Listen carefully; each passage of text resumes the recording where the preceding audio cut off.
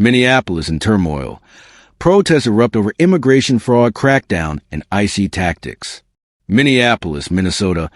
Minneapolis has become the flashpoint of a nationwide confrontation over federal immigration enforcement, igniting protests, legal battles, and political clashes as the U.S. government expands operations it says target immigration fraud. Thousands of residents have taken to the streets in recent weeks, denouncing the actions of Immigration and Customs Enforcement, IC, and other federal agents after a series of controversial incidents, including the fatal shooting of a local woman. Operation Metro Surge and its fallout. In December 2025, the Trump administration launched Operation Metro Surge, deploying roughly 2,000 to 3,000 federal immigration agents to the Twin Cities area of Minneapolis, St. Paul. DHS describes the operation as part of the largest immigration crackdown in U.S. history, citing investigations into alleged social services and immigration fraud schemes. Critics contend the fraud justification masks a far broader enforcement drive that has disrupted daily life and sown fear among immigrants, both undocumented and citizens. Many community members argue the surge targets entire neighborhoods rather than specific criminal suspects, citing aggressive detentions and stops, sometimes near schools, hospitals, and private homes. The shooting that ignited the protests. Tensions boiled over on January 7, 2026, when IC agent Jonathan Ross shot and killed 37-year-old Renee Good, a Minneapolis resident, during an encounter near a protest. DHS asserts Good posed a threat, but local leaders, including Mayor Jacob Frey and Governor Tim Walz, dispute that account, arguing that she was a peaceful observer and community member. Her death triggered widespread outrage, prompting daily demonstrations in Minneapolis and solidarity protests in cities across the U.S., from Chicago and New York to Washington, D.C., with activists demanding an end of federal operation and justice for Good. Clashes in the streets.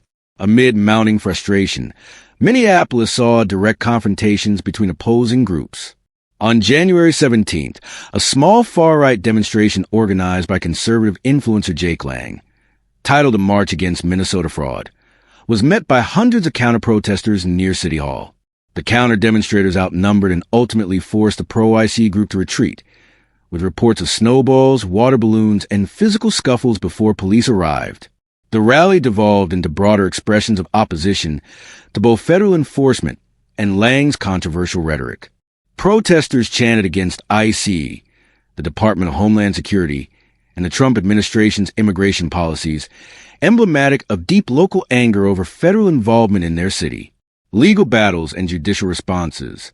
Legal conflicts have paralleled street protests. On January 16th to 17th, a federal judge in Minnesota, Judge Catherine Menendez, issued a preliminary injunction restricting federal immigration agents from detaining or using force against peaceful protesters and observers, including limits on tear gas, pepper spray, and arrests without reasonable suspicion. At the same time, Minnesota and the cities of Minneapolis and St. Paul filed a lawsuit against the federal government, accusing DHS of violating constitutional rights through its enforcement tactics. The suit seeks to halt operations and curb aggressive federal actions.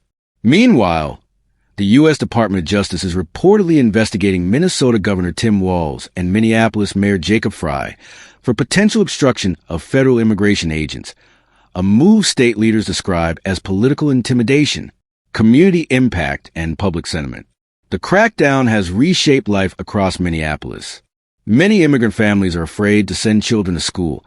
Schools have shifted some classes online amid IC activity near campuses. Grassroots neighborhood patrols and volunteer watch groups have formed, with residents carrying whistles and walkie-talkies to monitor federal personnel. The surge has also damaged local commerce, with immigrant-run businesses closing temporarily amid fear of raids and detentions. A church in Minneapolis held a service of lament and hope to support congregants shaken by the violence and heightened enforcement, underscoring the emotional toll on communities. Public opinion appears to be shifting.